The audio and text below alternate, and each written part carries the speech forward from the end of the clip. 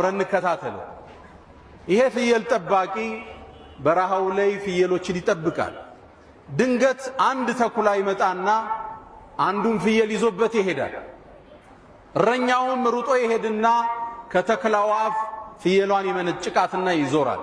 ልክ ዞር ሲል ተኩላው ጅራቱን እየቆላ እንደ ሰው ተናገረ።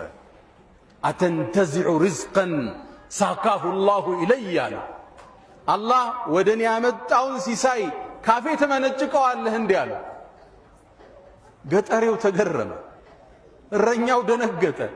እረኛው ምን አለ? እንዴት አንድ ተኩላ እንደ ሰው ልጅ ይናገራል ብሎ ደነገጠ። ከዛም ተኩላው ሌላ ቃል ደገመለት። ከዚህ የሚገርም ነገር ልንገርህ እንዲህ አለው። እረኛውም ጆሮውን ጣል አረገ። የስሪብ ውስጥ አለው መዲና ውስጥ አንድ ትልቅ ሰው አለ ሙሐመድ የሚባል ያለፈውን ታሪክ